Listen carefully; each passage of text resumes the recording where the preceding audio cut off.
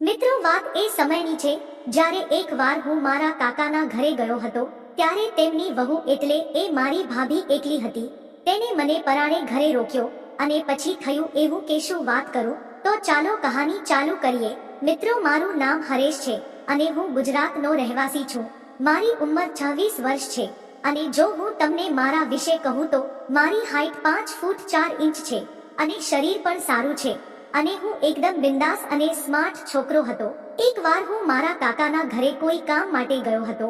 એ અમારા શહેરમાં પણ બીજી સોસાયટીમાં રહેતા. તેને એક દીકરો હતો અને મારાથી થોડો મોટો હતો. તેની પત્નીનું નામ વિશાખા હતું અને ભાભી દેખાવમાં પણ ખૂબ જ સુંદર લાગતા હતા. હું તેના ઘરે પહોંચ્યો અને ઘરની બહાર કોલ બેલ વગાડી. 1 મિનિટ પછી ભાભી એ દરવાજો ખોલ્યો. તેને જોતાની સાથે જ મારા હોશ ઉડી ગયા, કારણ કે ભાભી ખૂબ જ સુંદર દેખાતી હતી અને મેં ત્યાં ઊભા ભાભીને જોવાનું ચાલુ કર્યું. ત્યારે ભાભીજીએ હસીને કહ્યું કે ક્યાંક ખોવાઈ ગયા અને એને મારી સામે સ્માઈલ આપી.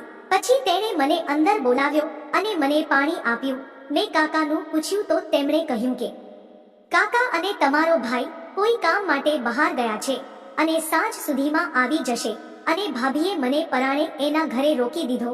પછી ભાભી મારા માટે ચા બનાવવા ગઈ અને હું તેની પાછળ ગયો અને મેં મારી ભાભી સાથે વાત કરવાનું શરૂ કર્યું. વાત કરવી એ માત્ર એક બહાનું હતું. હું ફક્ત તેને સતત જોઈ રહ્યો હતો. એને મને તેના સસલા તરફ જોતા જોયો અને કહ્યું કે તમે શું જોઈ રહ્યા છો, અને હું શરમાઈને નીચે જોવા લાગ્યો. પછી તેણે અચાનક મને પૂછ્યું, શું તારી કોઈ ફ્રેન્ડ નથી? ભાભીએ કહ્યું કે તું બહુ સ્માર્ટ અને ગુડ લુકિંગ છે અને તો પણ તારી કોઈ ફ્રેન્ડ નથી. ત્યારે મેં ભાભીને હસતા કહ્યું કે ના ભાભી, મને તમારા જેવું કોઈ મળ્યું નથી. આના પર તે હસવા લાગી અને કહ્યું કે તમે આજ સુધી કોઈ સાથે મજા કરી છે. આના પર હું સમજી ગયો કે હવે વાત આગળ થઈ રહી છે અને મારે પહેલ કરવાની હતી. ત્યારે મેં ભાભીને કહ્યું કે આજ સુધી મજા નથી કરી, પણ આજે થાય એવું લાગે છે. આ સાંભળીને ભાભી સામે જોવા લાગી.